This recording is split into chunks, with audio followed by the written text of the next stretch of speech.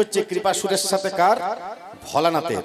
প্রচন্ড যুদ্ধ, যুদ্ধ করতে করতে কেউ জিতছে না, কেউ হারছেও না, কেউ জিতছে না, কেউ হারছে না। কি করবে? এমন সময় ভগবান চলে এসেছেন বিষ্ণু। বিষ্ণুদেব এসে ভোলানাথকে জিজ্ঞাসা করছে, ভোলানাথ তোমার কিছু প্রয়োজন? তোমার কিছু প্রয়োজন? বলছে হ্যাঁ, একটা জিনিস প্রয়োজন, আমার একটা রথের প্রয়োজন। সে গয়াসুর বিভিন্ন দিকে দৌড়াতে দৌড়াতে যুদ্ধ করছে, আমি কত দৌড়াবো, আমার একটা রথের দরকার। তখন ভোলানাথকে বললেন ঠিক আছে, তোমায় আমি রথ দিচ্ছি। তখন স্বয়ং বিষ্ণু একটা ষাঁড়ের রূপ ধরেছেন, আর ভোলানাথকে ষাঁড়ের মাথায় বসিয়ে, ষাঁড়ের পিঠে বসিয়ে যুদ্ধে জয়ী করে দিয়েছিলেন, বুঝেছেন? এই জন্যে যুদ্ধের পরে বলেছিলেন, ভোলানাথ শোনো, তুমি আমাকে এই যুদ্ধে জয়লাভ করাতে বাধ্য করলে, আমি জয়ী হলাম। আমি তোমায় কথা দিচ্ছি, আমার মন্দিরের বাইরে ষাঁড় যদি না থাকে, আর সেই ষাঁড়ের মাথায় যদি জল কেউ না ঢেলে আমার মন্দিরে আসে, আমি সেই পুজো গ্রহণ করব না। বুঝেছেন? এটা হচ্ছে নিয়ম, এই জন্যে করতে হয়। এই জন্যে ষাঁড়ে জল ঢেলে, ষাঁড়ের মাথায় জল ঢেলে তবে শিবের মাথায় জল ঢালবেন, এটা নিয়ম করতে হয়। তাহলে শিরে জটা তিলোচন ভস্যঙ্গ বিভূষণ সদাই জপয়ে কৃষ্ণ নাম। তবে মা বুঝেছো, বাঁ দিকে যে মেয়েটা বসে থাকে, বউটা দেখতে খুব সুন্দর। কেমন জানো বউটা? কেমন? স্বর্ণকান্তি শশীমুখী, ভালে শোভে তিনে আঁখি। স্বর্ণকান্তি শশীমুখী, ভালে শোভে তিনে আঁখি। স্বর্ণকান্তি শশীমুখী, ভালে শোভে তিনে আঁখি। স্বর্ণকান্তি শশীমুখী, ভালে শোভে তিনে আঁখি। স্বর্ণকান্তি শশীমুখী, ভালে তারে দিনে আঁখি। কোলে করে রহে গিরিধরে, আরে কিবা। কোলে করে রহে গিরিধরে, আরে কিবা। কোলে করে রহে গিরিধরে, আরে কিবা। কোলে লয়ে গিরিধরে, ননি খাওয়াই 10 করে। আর কোলে লয়ে গিরিধরে, ননি খাওয়াই 10 করে। আর কোলে লয়ে গিরিধরে, ননি খাওয়াই 10 করে। কোলে লয়ে গিরিধরে, ননি খাওয়াই 10 করে। দুর্গার হাত কটা বলুন? 10টা। এখন কানাইকে কোলে নিয়েছে, কোলে নিয়ে 10 হাত দিয়ে নবনী দিচ্ছে, তখন কানাইয়ের 10টা বদন হচ্ছে, বুঝেছেন? কানাইয়ের তখন 10টা বদন হচ্ছে, বুঝলে মা? আমাদের কানাইকে যখন নবনী খাওয়াচ্ছে 10 হাত দিয়ে, তখন কানাইয়ের 10টা বদন হচ্ছে। আর সেই মেয়েটা নবনী খাওয়াতে খাওয়াতে কানাইকে কি বলছে জানো মা? বলছে একবার আমাকে মা বল। যায় না এই কথা বলা, যশোদা খুব রেগে গিয়েছে, বুঝলেন? বলছে আরে কানাই ওকে মা বলেছে ওই মেয়েটাকে? বলছে না না, মাথা খারাপ, কিছুতেই মা বললো না। তবে মা একটা ঘটনা ঘটেছে। কিরকম? যখন কিছুতেই মা বললো না, তখন সেই 10 হাতের মানুষটা কি বললো জানো মা? বললো শোন, তুই আমাকে আজ মা বললি না, আমি প্রতিজ্ঞা করছি আগামী কলিকালে যেদিন আমি হব অদ্বৈত ঘরণী সীতা, সেই দিন তুই নিজের থেকে আমার সামনে দাঁড়িয়ে আমাকে মা বলে ডাকবি। এই কলিকালে দুর্গা হয়েছিল অদ্বৈতের স্ত্রী সীতা, ভিক্ষা মা হয়েছিল। ভিক্ষা মা মানে মা, তাকে মা বলে ডাকতে হয়েছিল, বুঝেছেন? বলছে ওরে বাবা, এই বনে খেপা খেপি এত আসে, আমি এসব শুনে তো কেমন করে সাজাতে হয় তাও ভুলে যাচ্ছি। আমি কানাইকার গোচারণে যেতে দেবো না, আমি সাজাতেই ভুলে গেছি। কানাই ছুটে এসে বলছে মা গো, সাজিয়ে দাও না মা, আমাকে আজ গোচারণে যেতেই হবে। আই তো কালীনাগকে উদ্ধার করার জন্য মন ছটফট করছে, আমাকে একবার যেতে হবে মা, আমাকে ভালো করে সাজিয়ে দাও। আমি যে ভুলে গেছি কেমন করে সাজাতে হয়, আমি বলে দিচ্ছি।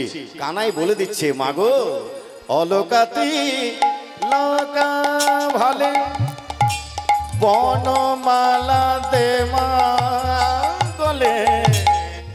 লোকাতি লোকা ভালে বনমালা দে মা গলে। অলোকাতি লোকা ভালে আমায় সাজায় দাও।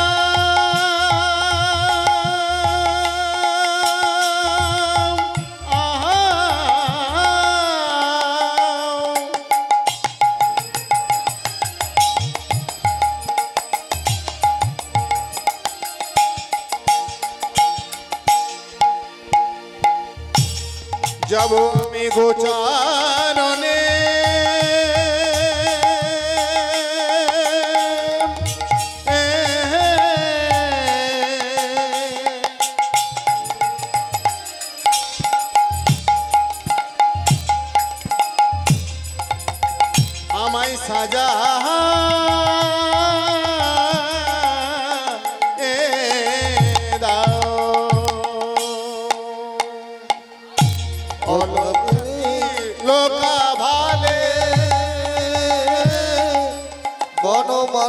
দে মাগনে মোহনিয়া বাঁশি দে মোর হাতে মাগো মোহনিয়া বাসি দে মোর হাতে মাগো মোহনিয়া বাঁশি দে মোর হাতে মাগো মোহনিয়া বাসি দে মোর হাতে মাগো মোহনিয়া বাঁশি দে মোর হাতে আর শ্রীদাম সুদাম দাম সুবলা দিও আর শ্রীরাম সুদাম দাম সুবলা দিও সুমার শ্রীরাম সুদাম দাম সুবলা দিও সুব তারা সবাই দাঁড়ায় রাজপথে মাগো তারা সবাই দাঁড়ায় রাজপথে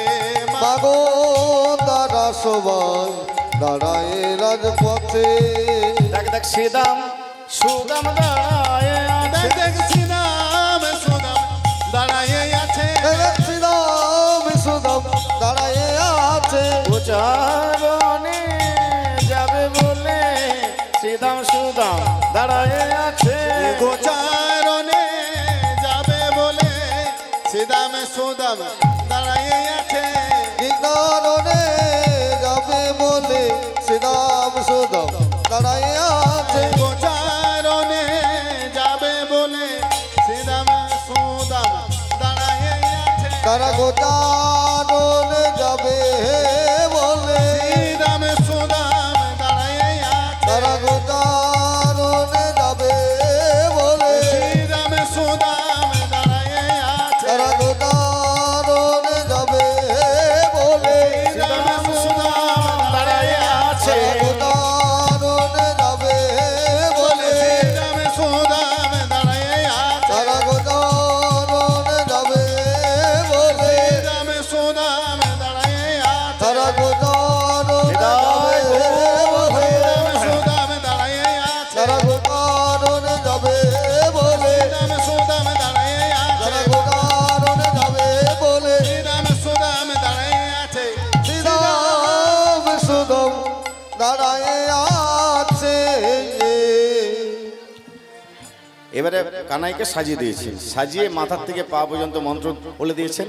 এবারে তারা গোচারণে চলে যাচ্ছে। মায়েরা জেনে রাখুন, যারা বৃন্দাবন গেছেন বা যারা যাননি সবাই এটা শুনবেন মন দিয়ে। বৃন্দাবনে যারা গেলেন তারা এই জিনিসটা মিস করে যায়, এই জিনিসটা বুঝতে পারে না কোথায় হয়। আর যারা যায়নি তারা তো জানবেই না। বৃন্দাবনে এখনো দুটো লীলা প্রত্যেক দিন হয়, প্রত্যেক দিন এখনো দুটো লীলা হয়, আপনি পরিষ্কার দেখতে পাবেন। কি কি? সকালবেলায় গোষ্ঠে যাওয়া আর বিকাল বেলায় গোষ্ঠের থেকে ফিরে আসা, এই দুটি কিন্তু এখনো হয় বৃন্দাবনে, বুঝেছেন? কিভাবে দেখতে পাবেন না, যখন গোচারণে যায় বা ফিরে আসে, বৃন্দাবনের যারা ব্রজ গোপী তারা করে কি রাস্তায় বেরিয়ে পড়ে। যারা রাস্তায় বেরোতে পারে না জানলায় দাঁড়ায়, জানালায় না দাঁড়াতে পারলে দরজায় দাঁড়ায়, যে দরজাতেও আসতে পারে না সে ছাদের উপর দাঁড়ায় এবং ফুল ছুঁড়ে উলুধ্বনি দেয়। এটা হচ্ছে নিয়ম, এখনো বৃন্দাবনে হয়, বুঝেছেন? অদ্যাবধি সেই লীলা করেন শ্যাম রায়, কোন কোন ভাগ্যবান দেখিবারে পায়। বৃন্দাবনে সব লীলা তো এখনো হয়, কিন্তু সবাই দেখতে পাবে না, এই দুটো দেখতে পাবে, বুঝেছেন? সব লীলা কেউ বৃন্দাবনে প্রতিদিন রাস হয়, কিন্তু সবাই দেখতে পাবে না, কোন কোন ভাগ্যবান দেখিবারে পায়। আজ থেকে 4 বছর আগে, আজ থেকে 4 বছর আগে কলকাতার এক ব্যক্তি, একদম এটা জলজ্যান্ত ঘটনা, সত্যি ঘটনা, পেপারেও দিয়েছিল, টিভিতেও দিয়েছিল। জলজ্যান্ত এক ব্যক্তি বৃন্দাবন গিয়েছিলেন এবং তিনি এই কথাটা তার গুরুদেবের কাছে শুনেছেন যে অদ্যাবধি সেই লীলা করেন শ্যাম রায়। অদ্যাবধি মানে এখনো পর্যন্ত শ্যামলীলা, শ্যামসুন্দর সেই লীলা করেন, কোন কোন ভাগ্যবান দেখিবারে পায়, মানে কেউ কেউ দেখতে পায়। তাহলে আমি দেখব, আমি বৃন্দাবনে যাব আর এই লীলা দেখবো না, এটা হতে পারে? সোজা চলে গেছে বৃন্দাবনে, বুঝে যান। আর বৃন্দাবনে যখন যায়, বৃন্দাবনে গিয়ে সোজা উপস্থিত নিধুবনে, নিধুবনের রাসলীলা হয়েছিল, সেই নিধুবনে উপস্থিত। আর নিধুবনে উপস্থিত হয়ে আপনারা যদি নিধুবন যান গেলে দেখবেন নিধুবনে শুধু তুলসী গাছ আছে, বুঝেছেন? তুলসী গাছের গোড়া পর্যন্ত যদি নিচ থেকে দেখেন গোটাটাই শুকনো, কিন্তু উপরটা কাঁচা। কোনো কোনো গাছ শুধু ছালের উপর দাঁড়িয়ে আছে, কিন্তু উপরটা কাঁচা আছে। গাছ কটা আছে জানেন? গুনলে আপনি দেখতে পাবেন যতগুলো সখী ছিল 16,000টাই তুলসী গাছ আছে, বুঝে যান। এইবারে সেই ব্যক্তি বৃন্দাবনে গেছে, আর বৃন্দাবনে গিয়ে তুলসী গাছের আড়ালে লুকিয়ে বসে আছে। কেন না সেইখানে প্রতিদিন রাসলীলা হয়, রাসলীলা দর্শন করবে বলে আড়ালে বসে আছে। তো যিনি পুজো করেন ওই নিধুবনের যে পূজারী, সে দেখতে পেয়ে গেছে প্রথম দিন। আর যাই না দেখতে পেয়ে যাবো, যাই এই এই বাড়ি যাও, বাড়ি যাও, এখানে থাকাবে না। প্রথম দিন বের করে দিয়েছে। দ্বিতীয় দিন করেছে কি, একদম ভিতরে কোনায় চুপটি মেরে বসে আছে, কেউ দেখতে পায়নি, একদম ভিতরে। বাস মন্দিরের দরজা বন্ধ হয়ে গেছে, বাইরে গেট আছে বন্ধ হয়ে গেছে, এ তো জানা না, এ তো ভিতরে আছে। সকালবেলায় যারা বৃন্দাবন গিয়েছেন জানবেন, বৃন্দাবনের প্রত্যেক মন্দিরের দরজা খোলা হয় ভোর 5টার সময়। 5টার সময় যখন মন্দিরের পূজারী ওই দরজাটা খুলেছে, দরজাটা খুলেই দেখতে পেয়েছে কে, আর লোকটা কেমন অবস্থায় আছে জানেন? দেখে যান। চোখে দেখতেও পায় না, কানে শুনতেও পায় না, মুখে কিছু বলতেও পারে না সেই ব্যক্তি, বুঝেছেন? ওই জন্য শাস্ত্র লিখছে কোন কোন ভাগ্যবান দেখিবারে পায়। অদ্যাবধি সেই লীলা করেন শ্যাম রায়, কোন কোন ভাগ্যবান দেখিবারে পায়, বুঝেছেন? আমি বলি ভাগ্যবান নয় গো, যে দেখতে পাই সে তো, যে দেখিতে পায়। শেষের লাইনটা আমার নিজের যোগ্যরা কি, যে দেখিবারে পায় সে জনমের মতো চলিয়া যায়। তাহলে শাস্ত্রে লিখছে 2 লাইন, অদ্যাবধি সেই লীলা করেন শ্যাম রায়, কোন কোন ভাগ্যবান দেখিবারে পায়। আমি বলি যে দেখিবারে পায় সে জনমের মতো চলিয়া যায়। তাহলে না দেখাই ভালো, কি বলেন? আবার একটা জিনিস লক্ষ্য করবেন, আমার সাথে কিছু শাস্ত্রের মিল হয় না। কিরকম জানেন? সবাই বলে যে মনুষ্য জন্ম বড় সাধের জন্ম, বলে না সবাই? 84 লক্ষ জনি অতিক্রম করে মানব জন্ম পেয়েছি, বড় সাধের জন্ম। কিন্তু আমার মনে হয় এই মানুষের জন্ম না হলেই ভালো হতো। যদি বলেন কেন? আমার মনে হয় আমার মানুষের জন্ম না হয়ে যদি ভ্রমর বা মৌমাছির জীবন পেতাম, আমার জীবনটা সার্থক হতো। যদি বলেন কেন?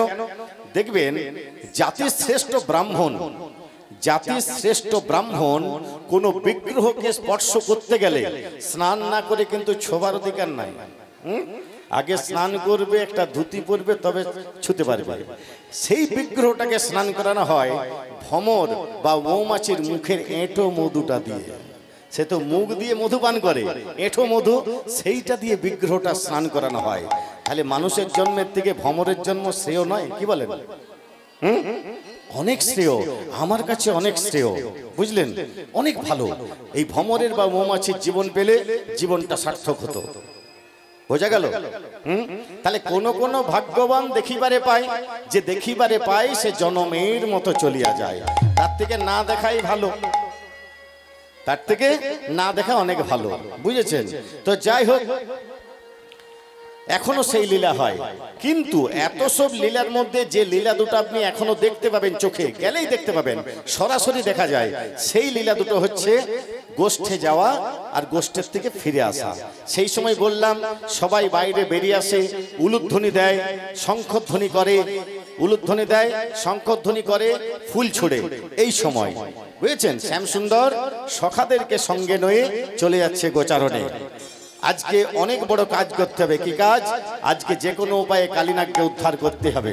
কালীনাগকে উদ্ধার না করলে কোনো কাজ হবে না। সবাই হাত তুলুন, সবাই বলুন রাধে রাধে, জোরে রাধে রাধে। শুনতে পাচ্ছি না?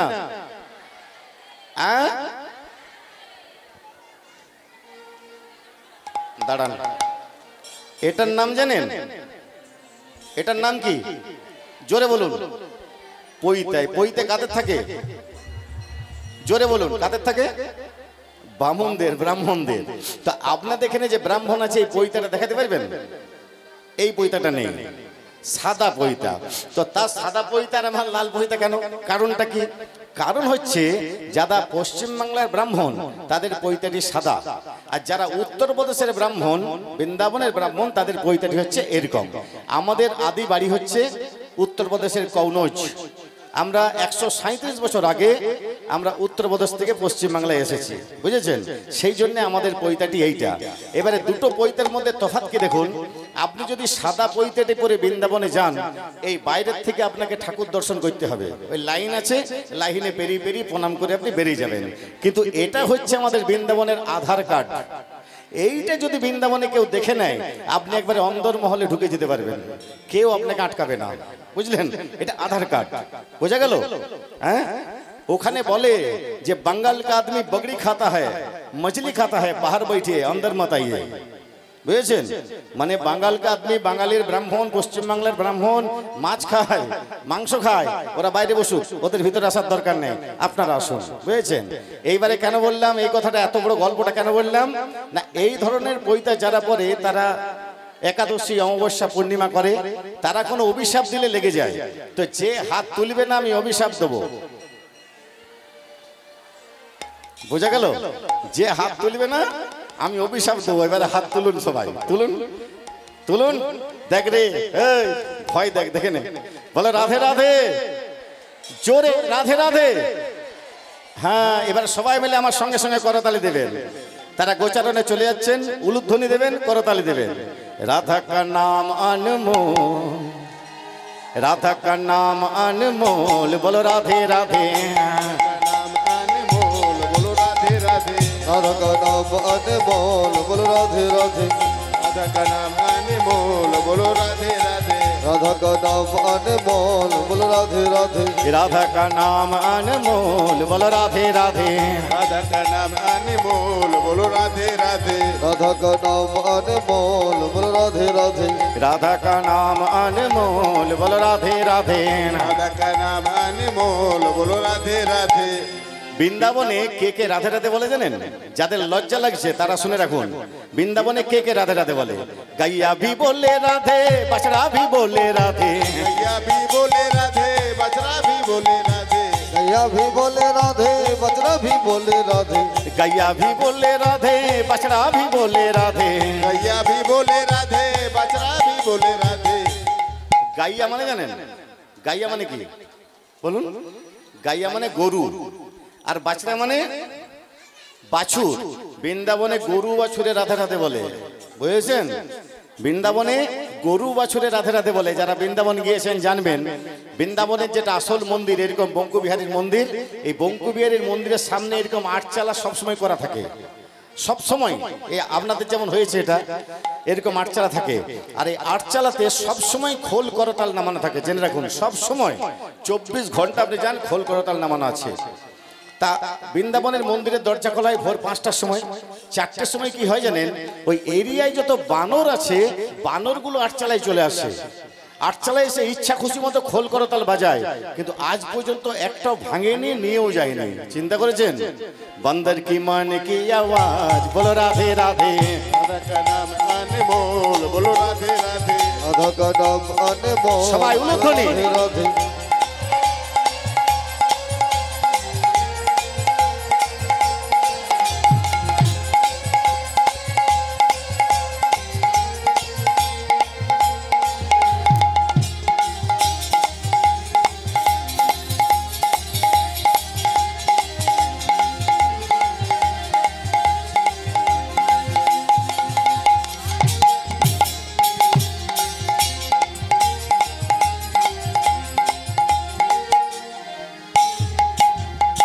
सूरज भी बोले राधे, चंदा भी बोले राधे। सूरज भी बोले राधे, चंदा भी बोले राधे। सूरज भी बोले राधे, चंदा भी बोले राधे। सूरज भी बोले राधे, चंदा भी बोले राधे। सूरज भी बोले राधे, चंदा भी बोले राधे। सूरज भी बोले राधे, चंदा भी बोले राधे। सूरज माने সূর্য, চন্দ্র মানে চাঁদ। আরেকজন বলে কে জানেন রাতে কি থাকে? আরেকটা, तारों की मन की आवाज, बोलो राधे राधे। राधा का नाम अनमोल,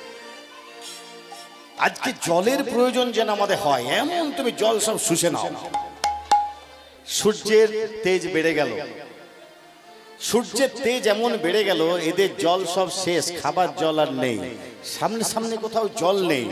সকলে মিলে কানাইকে বলছে, কানাই আমাদের তো বড় পিপাসা পেয়েছে, জল পাবো কোথায়? কানাই বলছে, এই আসতে, এই তো সুযোগ আজ পেয়েছি, সুযোগ পেয়েছি, আজকে একটা কাজ করা যাবে। শোন, আমার কাছে যে কোনো একজন থাক, বুদ্ধি দেখুন, আমার কাছে একজন থাক, বাকি তোরা ধেনু বৎস নিয়ে চলে যা জল খেতে। জল পেয়ে গেলে আমাকে ডাকবি, বুঝে যান অবস্থা, জল পেয়ে গেলে আমাকে ডাকবি। এখন কাছে থেকে গেল শ্রীদাম, বাকিরা সবাই চলে গেল ধেনু বৎস নিয়ে জল অন্বেষণ করতে। তখন ভ্রমিতে ভ্রমিতে যত গোরা খালে উপনীত হইল আসি কালিদহ তীরে। ভ্রমিতে ভ্রমিতে যত গোরা খালে উপনীত হইল আসি কালিদহ তীরে। ভূমিতে ভূমিতে যত গোরা খালে উপনীত হইল আসি কালিদহ তীরে। ভ্রমিতে ভ্রমিতে যত গোরা খালে উপনীত হইল আসি কালিদহ তীরে। ভ্রমিতে ভ্রমিতে যত গোরা খালে উপনীত হইল আসি কালিদহ তীরে। ভূমিতে ভূমিতে যত গোরা খালে উপনীত হইল আসি কালিদহ তীরে। এসে যে দাঁড়ালো, এসে যে দাঁড়ালো, এসে যে দাঁড়ালো, এসে যে দাঁড়ালো, এসে যে দাঁড়ালো, এসে যে দাঁড়ালো, কালিদহ তীরে তারা এসে যে দাঁড়ালো। কালিদহ তীরে তারা এসে যে দাঁড়ালো, কালিদহ তীরে তারা এসে যে দাঁড়ালো, কালিদহ তীরে তারা এসে যে দাঁড়ালো, তীরে তারা এসে যে দাঁড়ালো। কালিদহের পরশ মাত্র পরশ মাত্র জীবন তাদের নাশে, জীবন তাদের নাশে, সব হয়ে তারা সব জলেতে ভাসে। জলেতে ভাসে। এখন শ্রীদাম তো থেকে গেছে কানাইয়ের কাছে, বাকিগুলো সব গেছে। দূর থেকে দেখতে পেয়েছে এই কালিদহ আসতে, মনে তাদের খুব আনন্দ, এত জল পেয়েছি, জল পিপাসা পেয়েছে, জল তো পেয়ে গেছি। তারা মনের আনন্দ একবারে ধেনু বৎস সখাগণ মিলে যায় না কালিদহের জল স্পর্শ করেছে, সাথে সাথে সবার মৃত্যু হয়ে গেছে। কানাই তো বুঝে গেছে আজ কি হলো। আগেই বলেছি ভগবান সব দেখতে পায়, সব শুনতে পায়। ভগবান শুনতেও পেয়েছে, দেখতেও পেয়েছে যে কি হয়েছে। এইবারে ভগবান শ্রীকৃষ্ণ শ্রীদামকে বলছে, ওরে শ্রীদাম এক কাজ কর। কি কাজ? অনেকক্ষণ তো ওরা গেল, এখনো তো দেখতে পাচ্ছি না, তাড়াতাড়ি যা না, দেখতো ওরা কত দূর গেল। মানে চিন্তা করুন, সব জেনে গেছে কি হয়েছে, তবু বলছে দেখতো দেখতো ওরা কোথায় গেল। এমন সময় শ্রীদাম বলছে, আচ্ছা ঠিক আছে যাচ্ছি। এমতো সময়ে জল অন্বেষিয়া, এমতো সময়ে জল অন্বেষিয়া, এমতো সময়ে জল অন্বেষিয়া, এমতো সময়ে জল অন্বেষিয়া, এমতো সময়ে জল অন্বেষিয়া, শ্রীদাম আইল তথা। এমতো সময়ে জল অন্বেষিয়া, শ্রীদাম আইল তথা। এমতো সময়ে জল অন্বেষিয়া, শ্রীদাম আইল তথা। দেখে তাদের দশা নাহি সরে ভাষা, দেখে তাদের দশা নাহি সরে ভাষা, দেখে তাদের দশা নাহি সরে ভাষা, দেখে তাদের দশা নাহি সরে ভাষা। দেখে তাদের দশা নাহি সরে ভাষা, অন্তরে পাইল ব্যথা, আবার দেখে তাদের দশা নাহি সরে ভাষা, অন্তরে পাইল ব্যথা।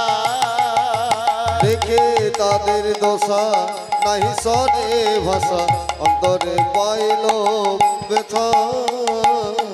দাঁড়ায়ে আছে, দাঁড়ায়ে আছে, দাঁড়ায়ে আছে, দাঁড়ায়ে আছে, দাঁড়ায়ে আছে, দাঁড়ায়ে আছে, নীরব হয়ে দাঁড়ায়ে আছে, নীরব হয়ে দাঁড়ায়ে আছে, তারা নীরব হয়ে দাঁড়ায়ে আছে, নীরব হয়ে দাঁড়ায়ে আছে, তারা নীরব হয়ে দাঁড়ায়ে আছে, নীরব হয়ে দাঁড়ায়ে আছে।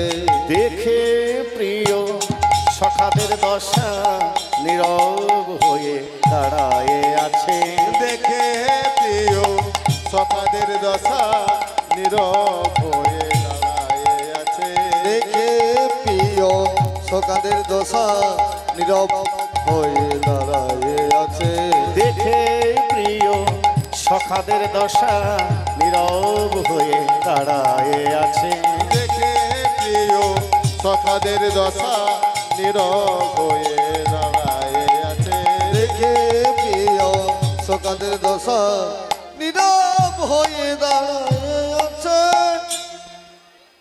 চিন্তা করুন অবস্থা, শ্রীদাম গেছে, গিয়ে দেখছে সবাই মরে পড়ে আছে।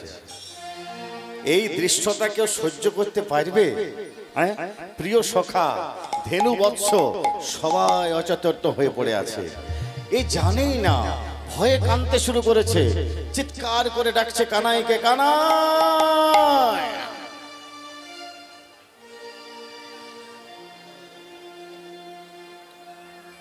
চিৎকার করে ডাকছে কানাইকে, কোথায় ওরে কানাইয়া রে, দেখে যা রে ভাই, কোথায় রে কানাইয়া রে, দেখে যা রে ভাই, কানাই কেউ বেঁচে নাই, কানাই কেউ বেঁচে নাই, কানাই কেউ বেঁচে না, কানাই কেউ বেঁচে নাই, কানাই কেউ বেঁচে না। কেন আমরা এলাম রে ভাই এই মোহন বনে, আর কেন আমরা এলাম রে ভাই এই মোহন বনে, কেন আমরা এলাম রে ভাই এ মোহন বনে, কেন আমরা এলাম রে ভাই এই মোহন বনে, আর কেন আমরা এলাম রে ভাই এই মোহন বনে, আর কেন আমরা এলাম রে ভাই এই মোহন বনে, মায়ের মুখের বারণ কানে না শুনে, মায়ের মুখের বারো কানে না শুনে, মায়ের মুখের বারো কানে না শুনে, কেমন করে মায়ের কাছে দাঁড়াবো রে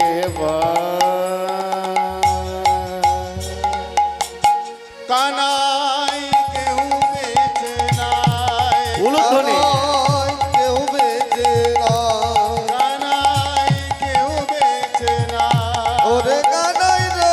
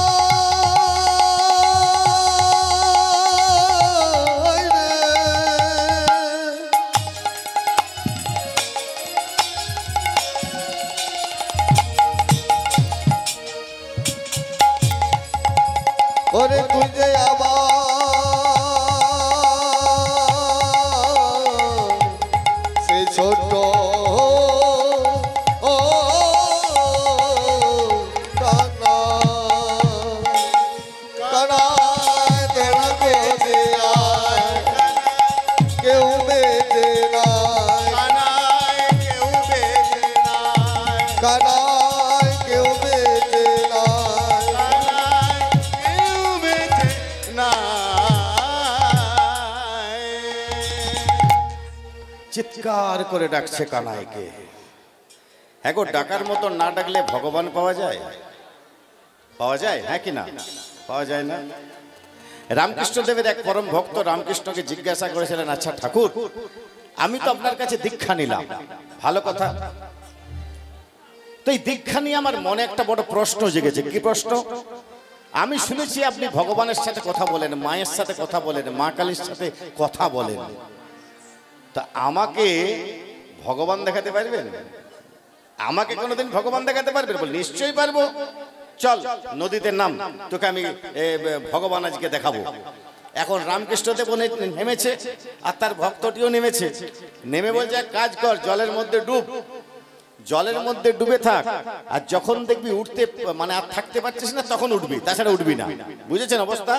জলের ভিতরে ডুব মানে মাথা পাতা সব গোটা শরীর জলের ভিতরে থাক, যখন দেখবি আর থাকতে পারছিস না তখন উঠবি। রামকৃষ্ণদেব পাশে দাঁড়িয়ে আছে, এইবারে জলে ডুবে আছে, কিছুক্ষণ পর দেখছে আর থাকতে পারছি না, উঠতে যাবে, আর রামকৃষ্ণদেব ঘাড়ে ধরেছে। এবারে জলের ভিতরে ছটফট ছটফট ছটফট ছটফট ছটফট ছটফট করছে, দেখছে এবারে মরে যাবে না ছেড়ে দিলে।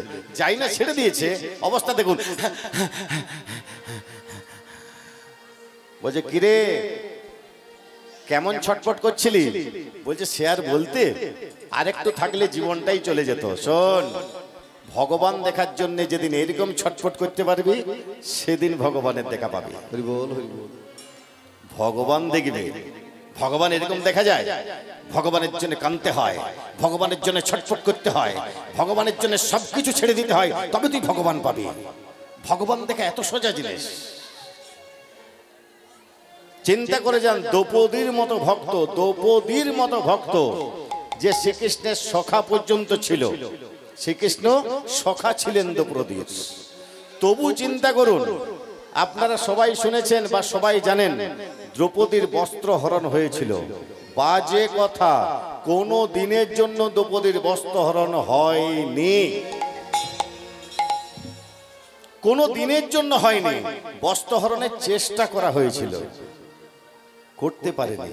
কি ঠিক বলছি তো? বস্ত্রহরণ হয়নি, বস্ত্রহরণের চেষ্টা করা হয়েছিল, কোনো দিনের জন্য হয়নি। চিন্তা করুন, যখন দ্রৌপদী ভগবানকে ডাকছে, দুহাত দিয়ে বুকটা চেপে ভগবানকে ডাকছে, ভগবান বস্ত্র দেয়নি। তারপরে এক হাত দিয়ে চেপে এক হাতে ডাকছে, তখনও বস্ত্র দেয়নি। যখন দুহাত উপরে তুলেছে, যখন ভগবানের কাছে আসতে সারেন্ডার না করলে ভগবানকে পাওয়া যায় না। যখন দুহাত উপরে তুলেছে, তখন ভগবান বস্ত্র দিয়ে দিয়েছেন। হ্যাঁ, বস্ত্র দিয়ে যাচ্ছেন। বস্ত্র হরণ টানতে টানতে টানতে টানতে টানতে টানতে দুঃশাসন পরিশ্রান্ত হয়ে নিজের ঘরের মধ্যে গেছে। নিজের ঘরের মধ্যে গিয়ে দেখছে, তাদের যে 100টা ভাই, প্রত্যেকটা ভাইয়ের বউ উলঙ্গিনী হয়ে দাঁড়িয়ে আছে, শরীরে কারুর কাপড় নেই। চিন্তা করুন, দুঃশাসন লজ্জায় পড়ে গেছে, ভাইয়ের বউরা আছে, লজ্জায় পড়ে সোজা চোখ বন্ধ করে নিজের ঘরে ঢুকে গেছে, নিজের রুমটায়, নিজের ঘরটায় ঢুকেছে। তার নিজের বউটা পিছন পিছন ঢুকেছে। বলছে, কি ব্যাপার, তোমরা কাপড় পরোনি কেন? কাপড় না পরে দাঁড়িয়ে আছো কেন? উত্তর দিয়েছে, কি করে পরবো, যতবার কাপড় পরছি তুমি তো টেনে নিচ্ছ, যতবার কাপড়টা পরছি ততবার তুমিই তো টেনে নিচ্ছ, আবার এখানে জিজ্ঞেস করছো কাপড় পরোনি কেন? চিন্তা করুন, দ্রৌপদীর বস্ত্র কি টানবে গো? ও টানছিল নিজের বউ দেহের। দ্রৌপদীর বস্ত্রহরণ কোনোদিনের জন্য হয়নি, চেষ্টা করা হয়েছিল, বস্ত্র হরণের প্রচেষ্টা করা হয়েছিল। ডাকার মতো না ডাকলে ভগবান পাওয়া যায় না, ভগবানের দেখা পাওয়া যায় না। এত সোজা, আমরা এত চেষ্টা করছি, বুঝলেন? আমরা গীতায় প্রমাণ আছে, ঈশ্বরং সর্বভূতানাং হৃদয়ে সহ অর্জুন তিষ্ঠতি। হে অর্জুন, আমি প্রতিটি জীবের হৃদয়ে অবস্থান করি, তাহলে প্রত্যেকটি জীবের হৃদয়ে যদি ভগবান থাকেন, আমার হৃদয়ের মধ্যেও তো ভগবান থাকার কথা। কি বলেন? কিন্তু বিশ্বাস করুন, অনেকবার চেষ্টা করেছি, চোখ বন্ধ করে সকাল থেকে কিছু না খেয়ে চোখ বন্ধ করে ভগবানকে দেখার চেষ্টা করেছি, একদিনের জন্য দেখতে পাই না। এত সোজা ভগবান দেখা, এত সহজে ভগবান দেখা যায় না। ডাকার মতো ডাকতে হবে, তবে ভগবানকে আপনি